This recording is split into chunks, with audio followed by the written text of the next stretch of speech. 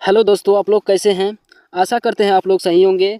अगर आप इस चैनल पर नए हैं तो सबसे पहले चैनल को सब्सक्राइब कर लीजिए ताकि नए वीडियो का नोटिफिकेशन आप तक मिल सके। लोग पहला सवाल की ओर चलते हैं। पहला सवाल क्या है, प्रकाश की किरण किरण गमन करती है।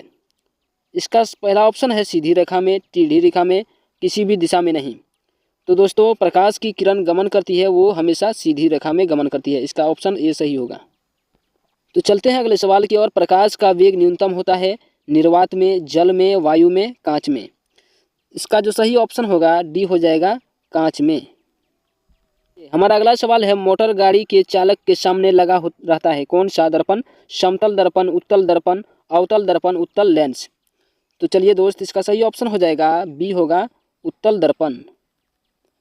अगला सवाल देखिए क्या है, मोटर कार के हेडलाइट में किसका प्रयोग होता है। पहला ऑप्शन है समतल दर्पण का, उत्तल दर्पण का, अवतल दर्पण का और उत्तल लेंस का। इसका जो सही ऑप्शन होगा सी होगा, अवतल दर्पण का। समतल दर्पण द्वारा बना प्रतिबिंब होता है वास्तविक, काल्पनिक, दोनों, इनमें से कोई नहीं। इसका जो सही ऑप्शन होगा भाई बी होगा, काल्पनिक। चलिए अगला सवाल है, लेंस की क्षमता का एसआई मात्रक होता है। आप लोग को पता होगा लेंस का क्षमता का एसआई मात्रक क्या होता है। इसका सही ऑप्शन हो जाएगा ए होगा, डायोप्टर। चलिए अगला सवाल है, प्रकाश की किरणों का पथ दर्शाने वाले चित्रों को कहा जाता है। क्या कहा जाता है, किरण आरेख, फोकस, किरण पुंज, इनमें से सभी। इसका जो सही ऑप्शन होगा ये हो जाएगा, किरण आरेख। चलिए अगला सवाल है, दो डायोप्टर क्षमता वाले लेंस का फोकसांतर होता है 20 सेंटीमीटर, 30 सेंटीमीटर, 40 सेंटीमीटर, 50 सेंटीमीटर। इसका सही ऑप्शन हो जाएगा आपका डी होगा, 50 सेंटीमीटर। अगला सवाल है, किसी लेंस का फोकसांतर 50 सेंटीमीटर हो तो उसकी क्षमता क्या होगी। इसका जो सही ऑप्शन होगा डी हो जाएगा, +2 डायोप्टर हो जाएगा। चलते हैं अगले सवाल की ओर। प्रकाश की किरणों के समूह को क्या कहते हैं। पहला ऑप्शन है देखिए, प्रकाश स्रोत, किरण पुंज, प्रदीप्त, प्रकीर्णन। इसका सही ऑप्शन होगा बी हो जाएगा, किरण पुंज। अब हमारा अगला सवाल है, उत्तल लेंस की क्षमता होती है। उत्तल लेंस का जो क्षमता होता है, बी ऑप्शन इसका सही हो जाएगा, धनात्मक हमेशा होता है। उत्तल लेंस का क्षमता धनात्मक में होता है। चलिए अगला सवाल है, अवतल लेंस की क्षमता होती है ऋणात्मक, धनात्मक, ए एवं बी दोनों। अवतल लेंस का जो क्षमता होगा वो ऋणात्मक में ही होगा। इसका ऑप्शन ए सही हो जाएगा। अब देखिए अगला सवाल है, उत्तल लेंस को कहते हैं अभिसारी लेंस, द्विउत्तल लेंस, अपसारी लेंस, इनमें से कोई नहीं। इसका सही ऑप्शन हो जाएगा ए, अभिसारी लेंस। उत्तल लेंस को क्या कहते हैं, अभिसारी लेंस। अगला सवाल है, अवतल लेंस को कहते हैं क्या कहते हैं, अभिसारी लेंस, द्वि अवतल लेंस, अपसारी लेंस, इनमें से कोई नहीं। इसका सही ऑप्शन हो जाएगा सी, अपसारी लेंस। अवतल लेंस को क्या कहते हैं, अपसारी लेंस। हमारा अगला सवाल है, निम्न में से कौन सा पदार्थ लेंस बनाने के लिए प्रयुक्त नहीं किया जा सकता है। पहला देखिए, जल है, कांच है, प्लास्टिक है, मिट्टी है। इसका जो सही ऑप्शन हो जाएगा, इसका सही ऑप्शन होगा डी हो जाएगा, मिट्टी को नहीं उपयोग करते हैं। इस दर्पण से हमेशा वस्तु का छोटा प्रतिबिंब प्राप्त होता है। किस वस्तु से, समतल से, उत्तल से, अवतल से, इनमें से कोई नहीं। इसका जो सही ऑप्शन हो जाएगा बी होगा, उत्तल से। तो चलिए अगला सवाल है, किसी दर्पण से वस्तु का बड़ा प्रतिबिंब बनता है, समतल, अवतल, उत्तल या इनमें से कोई नहीं। इसका जो सही ऑप्शन होगा बी हो जाएगा, अवतल लेंस। वस्तु का प्रतिबिंब बड़ा बनेगा अवतल लेंस से। प्रकाश के परावर्तन के कितने नियम हैं। भाई प्रकाश के परावर्तन के कितने नियम हैं। पहला ऑप्शन है 1, 2, 3, 4। इसका सही ऑप्शन हो जाएगा बी होगा, 2। प्रकाश के परावर्तन के नियम कितने हैं, 2। अब देखिए अगला सवाल है, जब प्रकाश की किरण हवा से कांच में प्रवेश करती है तो मुड़ जाती है। अभिलंब से दूरी, अभिलंब से दूर, अभिलंब के निकट, अभिलंब के समांतर, इनमें से कोई नहीं। इसका सही ऑप्शन हो जाएगा बी होगा, अभिलंब के निकट। देखते हैं अगले सवाल को, फोटोग्राफी कैमरा का अभिदृश्य होता है कौन, उत्तल लेंस, अवतल लेंस, उत्तल दर्पण, अवतल दर्पण। इसका सही ऑप्शन हो जाएगा ए होगा, उत्तल लेंस। अब है देखिए, साइड मिरर के रूप में प्रयुक्त होता है क्या, अवतल लेंस, उत्तल दर्पण, उत्तल लेंस और प्रिज्म। इसका जो सही ऑप्शन होगा बी हो जाएगा, उत्तल दर्पण का प्रयोग किया जाता है। निर्गत किरण एवं अभिलंब के बीच कोण को कहते हैं, बीच के कोण को कहते हैं आपतन कोण, परावर्तन कोण, निर्गत कोण, इनमें से कोई नहीं। इसका जो सही ऑप्शन होगा सी हो जाएगा, निर्गत कोण। अब देखिए हमारा अगला सवाल है, सरल सूक्ष्मदर्शी में किसका उपयोग होता है। अवतल लेंस का, उत्तल दर्पण का, अवतल लेंस का, उत्तल लेंस का। इसका जो सही ऑप्शन हो जाएगा डी होगा उत्तल लेंस का। किस लेंस के द्वारा सिर्फ काल्पनिक प्रतिबिंब बनता है? किस लेंस के द्वारा? उत्तल लेंस के द्वारा, अवतल लेंस के द्वारा, वाई फोकल लेंस के द्वारा, या फिर इनमें से कोई नहीं। इसका जो सही ऑप्शन हो जाएगा बी होगा अवतल लेंस के द्वारा। चलते हैं अगले सवाल की ओर। परावर्तन के नियम से निर्धारित होता है क्या? आपतन कोण बराबर परावर्तन कोण, परावर्तन कोण बराबर आपतन कोण, आपतन कोण बराबर विचलन कोण। इसका जो सही ऑप्शन हो जाएगा ए हो जाएगा आपतन कोण बराबर परावर्तन कोण। अगला सवाल है काल्पनिक प्रतिबिंब होता है सीधा, उल्टा, दोनों, इनमें से कोई नहीं। इसका जो सही ऑप्शन हो जाएगा ए हो जाएगा सीधा। अब चलते हैं अगले सवाल की ओर। लेंस में मुख्य फोकस की संख्या कितनी होती है? पहला ऑप्शन है 2, 1, 3, कोई नहीं। इसका जो सही ऑप्शन हो जाएगा ए हो जाएगा 2। सर्च लाइट का परावर्तक सतह होता है उत्तल का, अवतल का, समतल का, या फिर इनमें से कोई नहीं। इसका सही ऑप्शन हो जाएगा बी अवतल का। दाढ़ी बनाने में कौन सा दर्पण प्रयुक्त होता है? समतल दर्पण, उत्तल दर्पण, अवतल दर्पण, कोई नहीं। इसका सही ऑप्शन हो जाएगा सी अवतल दर्पण का प्रयोग किया जाता है दाढ़ी बनाने में। अब अगला सवाल है प्रकाश के अपवर्तन के नियम हैं कितना है? 1, 2, 3, 4। इसका सही ऑप्शन हो जाएगा बी हो जाएगा 2। अगला सवाल है किसी माध्यम के अपवर्तनांक का मान होता है साइन आई बटे साइन आर, साइन आर बटे साइन आई गुना sine R plus sine R. इसका सही ऑप्शन हो जाएगा ए होगा साइन आई गुना साइन आई बटे साइन आर। एक उत्तल लेंस होता है सभी जगह समान मोटाई, बीच की अपेक्षा किनारों पर मोटा, किनारों की अपेक्षा बीच में मोटा। इसका जो सही ऑप्शन होगा सी हो जाएगा किनारों की अपेक्षा बीच में मोटा। गोलीय दर्पण में फोकसांतर एवं वक्रता त्रिज्या के बीच संबंध है r बराबर 2f, f बराबर r, f बराबर 2/r, r बराबर f/2। इसका जो सही ऑप्शन हो जाएगा ए हो जाएगा r बराबर 2 गुना f। सोलर कुकर में प्रयोग किया जाता है अवतल दर्पण का, उत्तल दर्पण का, समतल दर्पण का, उत्तल तथा अवतल दर्पण का। इसका जो सही ऑप्शन होगा ए हो जाएगा अवतल दर्पण का। अब अगला सवाल है उत्तल लेंस में बना प्रतिबिंब होता है बराबर और सीधा, वास्तविक और उल्टा, वास्तविक और सीधा, इनमें से कोई नहीं। इसका जो सही ऑप्शन हो जाएगा बी हो जाएगा वास्तविक और उल्टा। दो वक्रीय पृष्ठों से घिरे ठोस माध्यम को कहते हैं गोलीय दर्पण, त्रिज्या, गोलीय लेंस, समतल दर्पण। इसका जो सही ऑप्शन हो जाएगा सी हो जाएगा गोलीय लेंस। अब अगला सवाल है वह गोलीय दर्पण जो बाहर की तरफ वक्रित हो कहलाता है अवतल दर्पण, समतल दर्पण, उत्तल दर्पण, या फिर इनमें से कोई नहीं। इसका जो सही ऑप्शन हो जाएगा सी हो जाएगा उत्तल दर्पण। किसी लेंस द्वारा उत्पन्न आवर्धन का SI मात्रक क्या है? मीटर, सेंटीमीटर, मिलीमीटर, या फिर मात्रक विहीन। इसका जो सही ऑप्शन हो जाएगा डी हो जाएगा मात्रक विहीन। लेंस के केंद्रीय बिंदु को कहते हैं वक्रता केंद्र, प्रकाशिक केंद्र, द्वारक केंद्र, अक्ष केंद्र। इसका जो सही ऑप्शन हो जाएगा बी हो जाएगा प्रकाशिक केंद्र। अब अगला सवाल है पतले लेंस की आवर्धन क्षमता होती है कम, अधिक, संतुलित, सभी।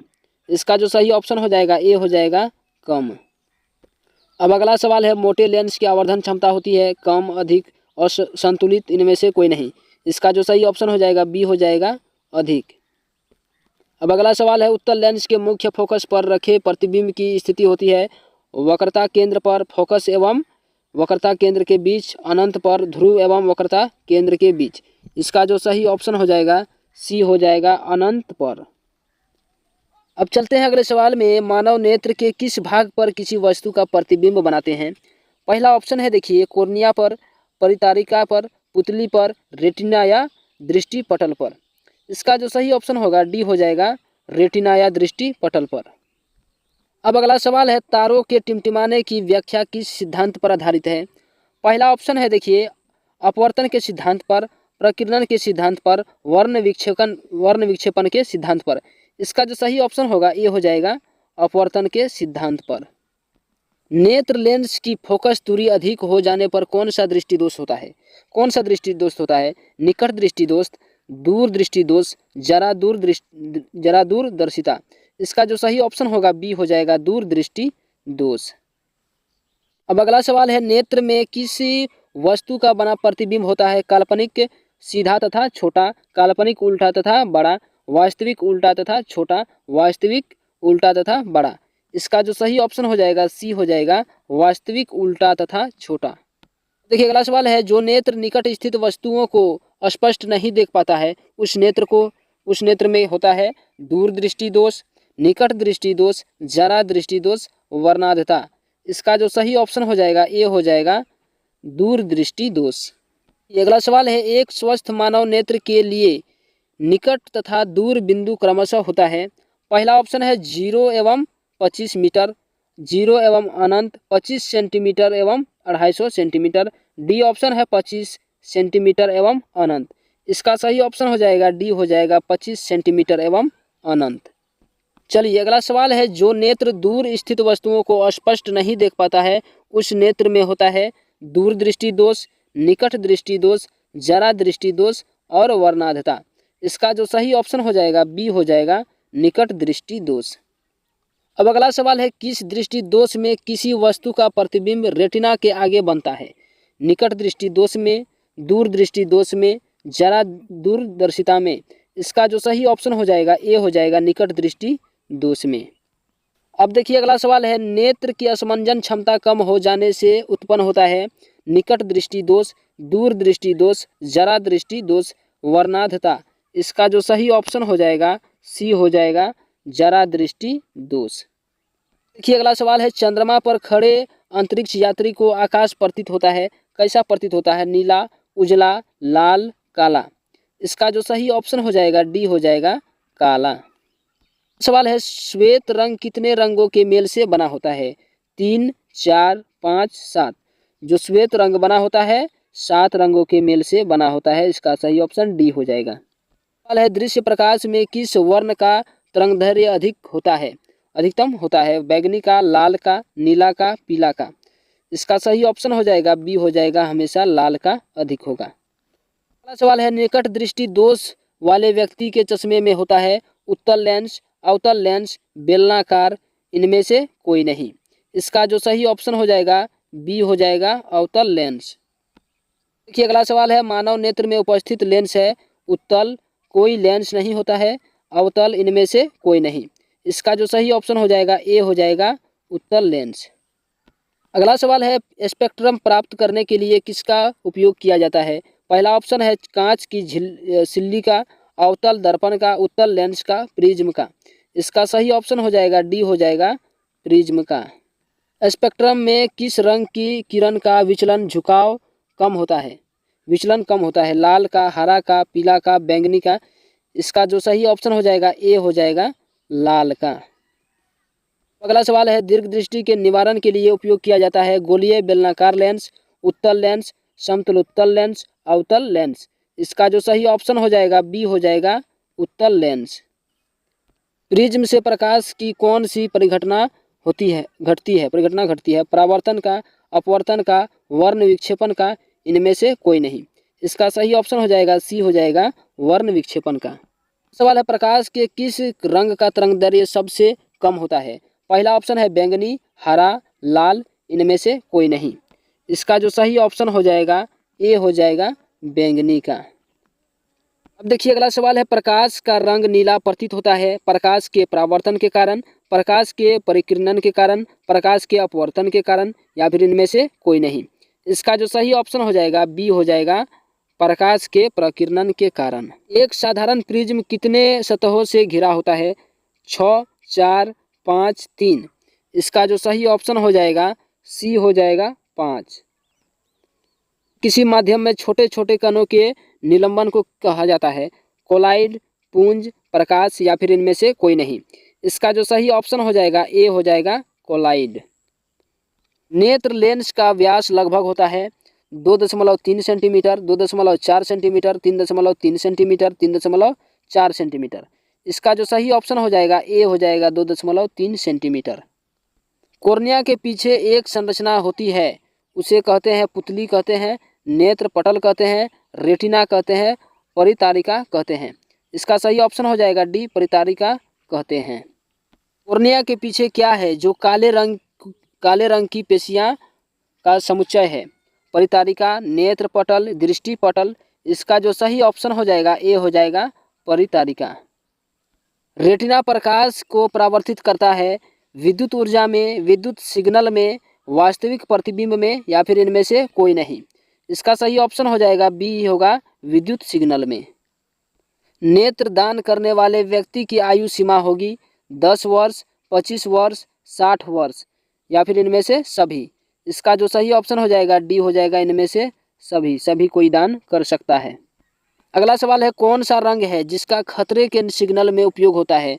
नीला रंग, बैगनी रंग, लाल रंग, पीला रंग। इसका जो सही ऑप्शन हो जाएगा सी हो जाएगा लाल रंग का। सूर्योदय एवं सूर्यास्त के समय सूर्य का गोला दिखता है गोलाकार, अंडाकार, चपटा, घनाकार। इसका जो सही ऑप्शन हो जाएगा सी हो जाएगा चपटा।